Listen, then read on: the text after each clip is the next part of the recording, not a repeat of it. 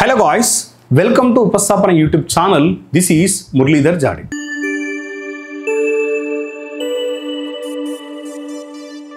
ఇప్పుడు మనం PGCL కి సంబంధించిన DC machines MCQs detailed explanation చూడబోతున్నాము. సో ఇందులో first question, which of the following factors does not directly affect the generated EMF? ఈ క్రింద ఇచ్చిన ఏ పారామీటర్స్ అనేటిది డైరెక్ట్గా ఇండ్యూస్ అయిన ఈఎంఎఫ్ని ఎఫెక్ట్ చేస్తలేవు. నాట్ డైరెక్ట్లీ అఫెక్ట్ అంటే డైరెక్ట్గా ఎఫెక్ట్ చేయని ఏంటిది? చూడండి, number of armature conductors. Suppose నేను చూడండి equal to pi ZN/60 into P/A నేను DC మెషిన్ నుంచి తీసుకున్న ఈఎంఎఫ్ ఈక్వేషన్. సో అంటే స్టాటిక్ డివైస్ కావచ్చు, డైనమిక్ డివైస్ కావచ్చు. Which of the following factor does not directly affect the generated EMF? మనకు స్టాటికల్లీయా డైనమికల్లా మనకు తెలియదు, స్టాటికల్లీ తెలియదు, డైనమికల్లీ తెలియదు. సో నేను 4.44 N/F. సో ఈ రెండు ఇండ్యూస్డ్ ఈఎంఎఫ్ ఈక్వేషన్. ఈవెన్ మన సింక్రోనస్ మెషిన్లో అదేవిధంగా ట్రాన్స్ఫార్మర్లో కూడా ఇదే తీసుకోవచ్చు, కాకపోతే సింక్రోనస్ మెషిన్లో KP/KDలు వస్తాయి.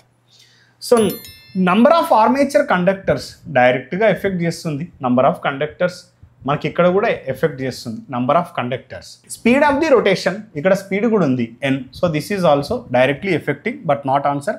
Magnetic flux per pole, so flux ఇక్కడ ఉంది, ఫ్లక్స్ ఇక్కడ ఉంది, ఇది కూడా కాదు.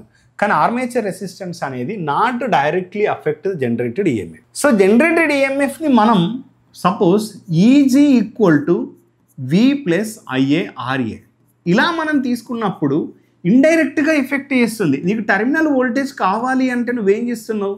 జనరేటెడ్ ఈఎంఎఫ్ నుండి the drop due to armature resistance, ఆ రెసిస్టెన్స్ వల్ల ఏర్పడిన డ్రాప్ని నువ్వు ఇందులో నుండి సబ్ట్రాక్ట్ చేయాలి. అది ఇండైరెక్ట్గా ఎఫెక్ట్ చేస్తుంది.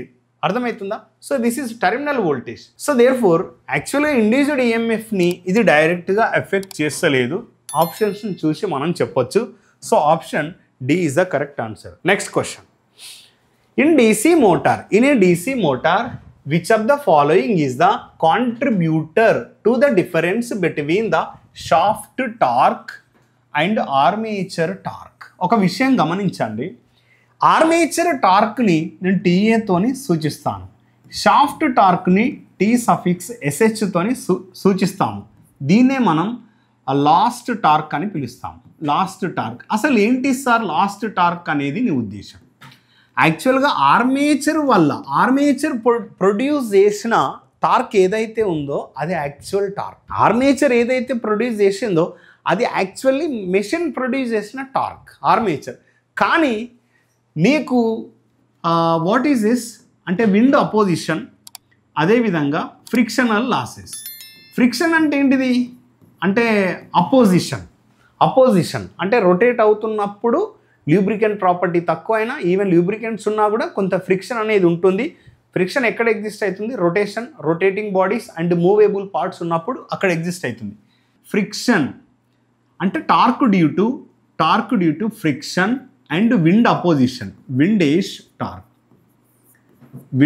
టార్క్. సో ఇది ఏం చేస్తుంది? ఈ టార్క్ అంటే అపోజ్ చేస్తుంది. ఫ్రిక్షన్ వల్ల విండ్ అపోజిషన్ వల్ల వచ్చిన టార్క్ అనేది ఆర్మేచర్ ద్వారా ఏర్పడిన టార్క్ని అపోజ్ చేస్తుంది. సో ఈ ఆర్మేచర్ వల్ల ప్రొడ్యూస్ అయిన టార్క్ నుండి మనం అంటే torque due to friction and విండేజెస్ని సబ్ట్రాక్ట్ చేస్తే నీకు వచ్చేదే ఏంటిది? Shaft torque. అంటే ఆబ్వియస్లీ మనం ఏమనొచ్చు, the difference between these two things is nothing but these two torques is nothing but lost torque. Lost torque అంటే ఇది కోల్పోయిన టార్క్. దేనివల్ల కోల్పోయినావు? ఫ్రిక్షన్ అండ్ విండ్ అపోజిషన్ వల్ల. సో మనకు చూడండి, voltage supply to the motor, armature resistance, mechanical losses such as friction and windage. Option C is only correct answer. Next question. What is the advantage of using a DC welding machine? DC welding machine ni over AC welding machine. AC welding మెషిన్తోని compare చేసినప్పుడు DC welding machine operation అనేది చాలా స్మూత్గా ఉంటుంది and అదేవిధంగా drop కూడా తక్కువగా ఉంటుంది. So DC welding provide better control over arc stability. DC welding eliminates the need for electrode coating. DC welding ఖచ్చితంగా ఎలక్ట్రోడ్ కోటింగ్ అవసరమే. DC welding does not require A transformer of course. కాకపోతే మనల్ని అడిగింది advantage ఇక్కడ, ఇది గమనించండి. DC welding requires less power than AC welding. So option A is the correct answer. ఎందుకంటే better control ఉంటుంది when compared to AC. Next one, the break test of DC motor is motor is primarily conducted to measure which of the following. యాక్చువల్గా primary అంటే ముందుగా, యాక్చువల్గా DC break test అంటే break test యొక్క ముఖ్య ఉద్దేశం ఏంది? ఎఫిషియన్సీని కనుక్కోవడం. కానీ విషయం ఏందనంటే ఎఫిషియన్సీ నువ్వు ఏ విధంగా అనుకుంటావు? డైరెక్ట్గా అనుకోవు కదా. ఇక్కడ అవుట్పుట్ని ఇన్పుట్ని అంటే అవుట్పుట్ పవర్ ఇన్పుట్ పవర్ని కనుక్కున్న తర్వాతనే నువ్వు ఎఫిషియన్సీ అనుకుంటావు. కానీ ఇక్కడ అవుట్పుట్ పవర్ కూడా ఉంది, ఆర్మేచర్ రెసిస్టెన్స్ కాదు, బ్యాక్ ఈఎంఎఫ్ కాదు. So option D is only correct answer. So by calculating that means initially you are going to calculate output power and input power, after that you will calculate efficiency. Option D. Next one, what is the primary reason for using electric braking in elevator DC motor? Actually గా breaking అనేది మనకు 2 types of brakings ఉంటాయి. Breaking ఎందుకు apply చేస్తున్నాం? To stop the motor. And that to electric breaking మనం ఎందుకు వాడుతున్నాం? Electric breaking ఉంటుంది, మెకానికల్ బ్రేకింగ్ ఉంటుంది. ఎలక్ట్రిక్ బ్రేకింగ్ ఎందుకు ఉపయోగిస్తున్నాం అనంటే ఎనర్జీ సేవింగ్ కోసం, ఎఫిషియెంట్ ఉండడానికి, తక్కువ టైంలో మోటార్ని స్టాప్ చేయడానికి, అదేవిధంగా ఎఫెక్టివ్ టార్క్ అప్లై చేయడానికి, అంటే ఎక్కువ ఫోర్స్ ఎక్కువ ఆపోజిట్ టార్క్ అప్లై చేయడానికి మనం ఎలక్ట్రిక్ బ్రేకింగ్ వాడతాం. చూడండి ఇక్కడ ఎలక్ట్రిక్ బ్రేకింగ్ అని ఇచ్చాడు. అలా చూస్తే to eliminate the need for counterweights, of course to reduce the అంటే ప్రైమరీ రీజన్ అన్నాడు ఇక్కడ. Primary reason of course A also correct. To reduce the number of mechanical components, of course B also correct. To increase the operating speed of the elevators, అసలు speed గురించి మనం మాట్లాడడం, increase చేయడానికి. To improve the energy efficiency and safety. Option D అనేది most accurate answer when compared to option A and option B.